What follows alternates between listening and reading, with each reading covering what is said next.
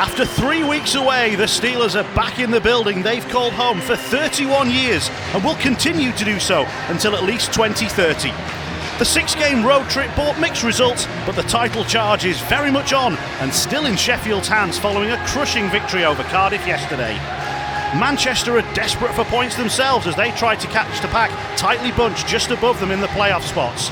This is the first of 4 meetings between these teams in the next 11 days.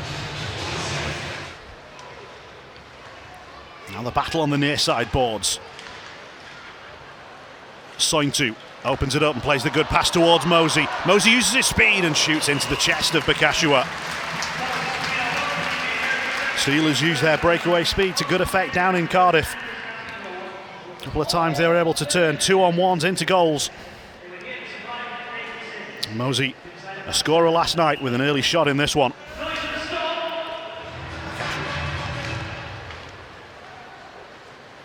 Ellaby. Steelers will switch it back to the near side for the zone exit. Polak. Bojuta finds himself well forward. Loses out in the battle with Thompson. Ellaby decided to go back rather than come forward when faced with the skating speed of Critchlow. Storm have turned this one over, got it behind the goal. Earhart. Trying to give it to Melton, it's intercepted, and it's a breakaway for Robert Dowd. Big moment, big finish. Robert Dowd, deadly on the breakaway, and it's the Steelers who have the opening goal. He sensed the opportunity, pinched the puck, and it's a devastating finish. We've seen Bakashua make good glove saves already in this game. It wasn't fast enough to reach that puck in time. Robert Dowd is a goal scorer again, and the Steelers have a first period lead. 24 on the season in all competitions for Robert Dowd. Eberle's lurking back door, that's where the pass went. Storm tips it away from him. Eberle, pass to the far point. Shot into the crowd, never get through as far as Bakashua. He'll come back for Valorant. He'll shoot through, save made, rebound off the post. Puck is still live, still live. Storm can't get it covered, now they can. What a mess that was around the crease. Under the body and off the post from Valorant. Bakashua is looking all around for the puck, he's no idea where it is. And then it sat at the top of the crease for a few more moments. Storm couldn't get it away. The Steelers couldn't get a stick to it. That'll be up the wall. Back around to the near side. It hits that broken stick. Takes a little bit of the juice out of it. Wilson outnumbered in the corner. Help arrives from Melton and he has it. Melton spins and shoots and Stojanovic had to drop down with the stick. Storm are pressing there. They've been the better team over the last few shifts. And there's a chance out in front, and it's an opportunity that couldn't be taken by Harry Gulliver. There might be another chance here for Storm. They'll move in, they'll shoot, and they'll score. And it has been coming. Frankie Melton has tied this game up.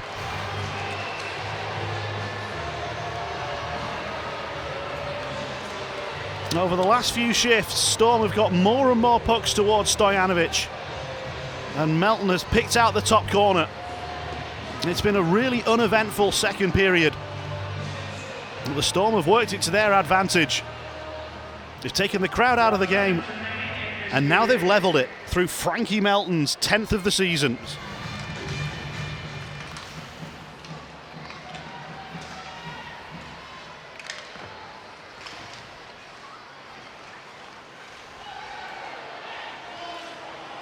Hamilton can't find the pass to Gulliver.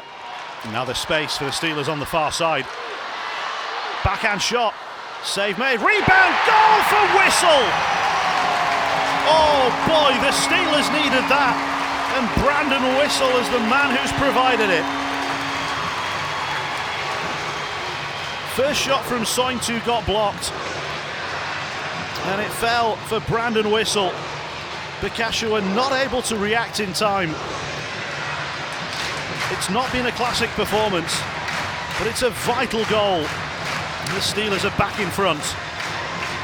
6 on the season now for Brandon Whistle. 48-44, the time of the goal. Stood his ground at the blue line, and the Steelers were still able to get it deep enough to complete the change they wanted to. That was all they managed. Now Hodgman. Held up by Wilson, and then Wilson giving the ole on the hit. He goes hard into the boards and bounces straight back off. Oh, the puck's come all the way through. Backhand shot saved. Eberle denied by Bekashua. The puck sent towards goal. Eberle was all alone in front. Puck just held up on its way to him, took the momentum out of it. He wasn't able to lift it in. It's really good positioning from Bekashua. Timeout has been called by Ryan Finnerty. They'll get 30 seconds to chat it through with the 6 skaters he's going to put out onto the ice. Puck is bobbling, and the Steelers will get to it, and the net gapes. Can the Steelers find it? It's bouncing and bobbling, and Phillips couldn't get the shot away. Earhart puts him under pressure. Phillips plays it off the back of the net, but the Storm have got to get the length of the ice in 7 seconds. Jonathan Phillips will get to this. Time expires. Phillips doesn't find the empty net, but he doesn't need to. The Steelers will win this game by 2-1. It's not been a classic, but it's a vitally important 2 points as the Steelers continue their push towards the Premier Sports Elite League title.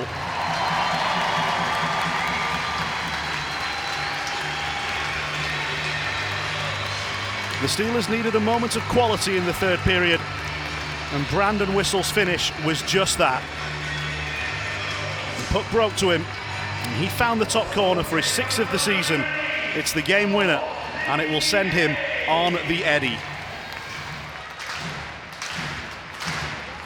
His teammates have a word with him. We'll see what it is that Brandon Whistle has got planned for us as the Steelers return to home ice and make it back-to-back victories. A 4-point weekend.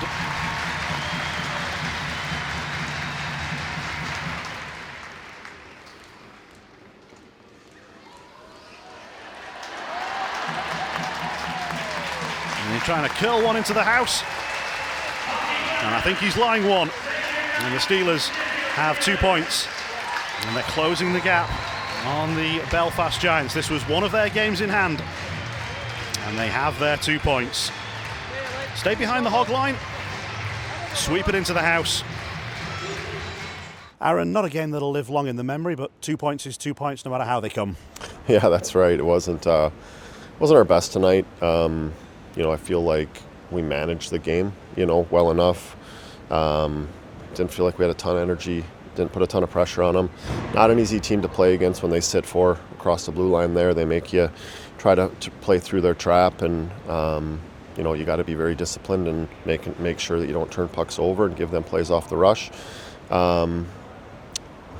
Maybe last night took quite a bit out of us. We got in at 3:30. Wasn't an easy game last night. Pretty physical. Guys were maybe a little tired tonight as well. But with at this point in the season, you got to find that energy and you got to find that playoff mindset from puck drop. And tonight we were fortunate.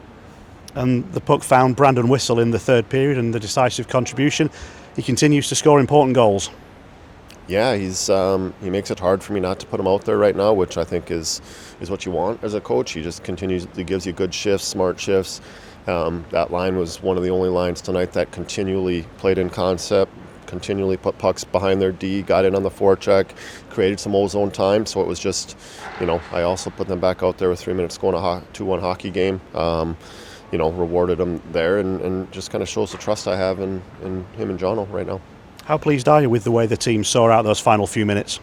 I thought we were good. You know what I mean? I don't think we gave them much down the stretch there. You're always going to give something up when they pull the goalie, but I thought we kept it pretty perimeter, good pressure, flexed out hard when pucks got to the point and forced them to make plays and did a job. Still lots of battered and bruised bodies, but the continuation of being able to play the same players and the same line combinations tonight as last night must just help with that little continuity. Yeah, it doesn't happen much in our group, does it? It was good. It was good to be able to play the same lineup. Again, I thought we were outstanding last night in that hockey game, and tonight we weren't the same hockey team, but we get a couple days here and to get ourselves ready for Wednesday. And plenty more matchups against Manchester in the coming days as well. Exciting stuff. Ryan, a really tight game tonight. What were your thoughts on it? Yeah, it was obviously not a lot of shots. I think it ended up 26-20. Pretty good defensive battle. Yeah, obviously they got that second look. They popped out in the slot for him. The pucks kind of were second half of the game. The ice I think got a bit soft, and the pucks were hopping and bouncing all around. And both teams had some looks, but both goalies played well. But yeah, just more of I think a defensive battle than it was, which is what suits us a little better.